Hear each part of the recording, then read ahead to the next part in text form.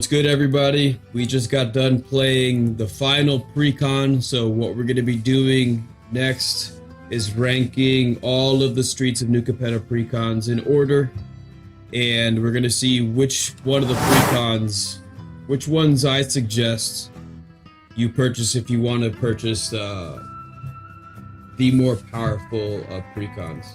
So if you would like to see the Precons being played, we do have videos on the channel of each of the Precons being played, and you can go ahead and click on the YouTube channel and you can find, I'll set up a playlist that'll have all of those Precons being played so you can see how they are and how I reached this decision.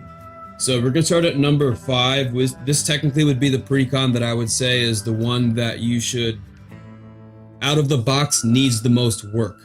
This Commander Precon that I played, I had to mulligan 4 times when I played this Precon, and it definitely needs a lot of work, and that is the Henzi Precon. Out of the 5 Commander decks, I'm going to say that Henzi was definitely the worst, and definitely needs a lot of work. Now, Henzi by itself can definitely become a powerful Commander deck in the future, only when you build around it.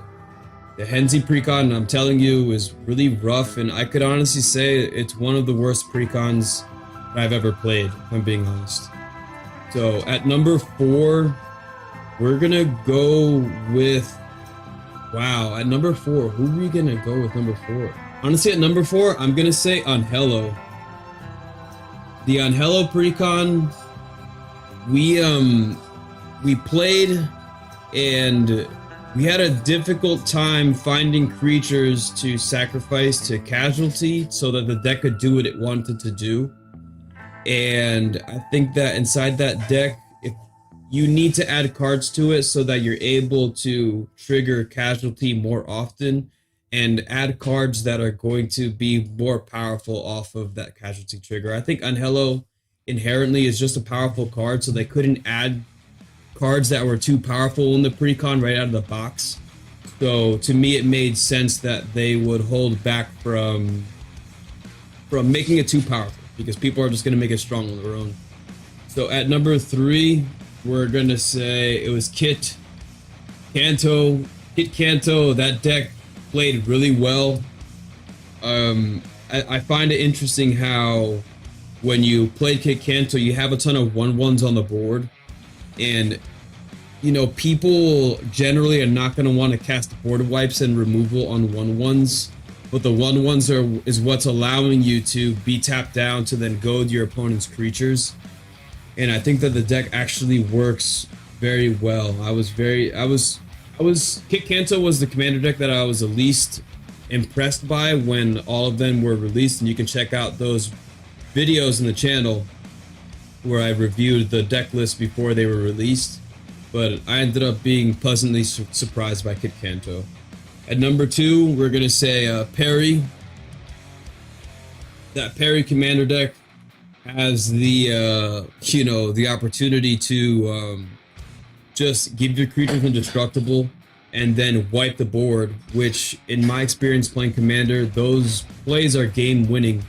So having multiple ways to do that within the Precon itself, like that Precon can go out against decks that have been customized and built prior to playing that game, and that Perry Precon can win that game. It has an opportunity to win just based off of the fact that you can, string together some of those combos and just literally wipe the board out of nowhere and keep your creatures on the side of the board as well.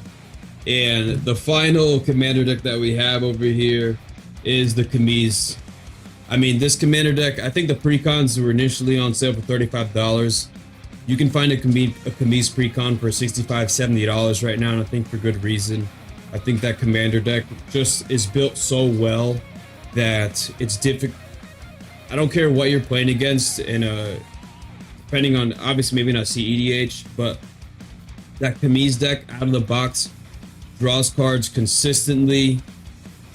You have unblockable cards. You have cards that can, half your opponent's life total from an unblockable attack.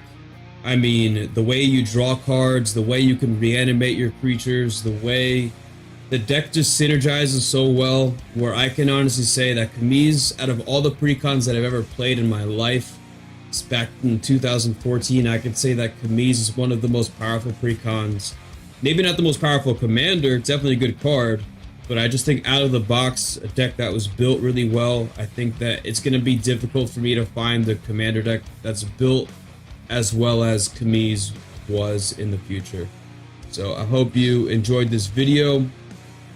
If you want to see any of the content, you can check out the playlist I have on my channel, and they'll be able to show some of these commander decks in action. You can see the playtests, you can see the reviews, so that you have a first-hand experience for how I reached the decision that I reached today. Okay, so I hope you have an amazing day. Thank you for being here today, and see you guys next time. Remember to subscribe, all right? Peace.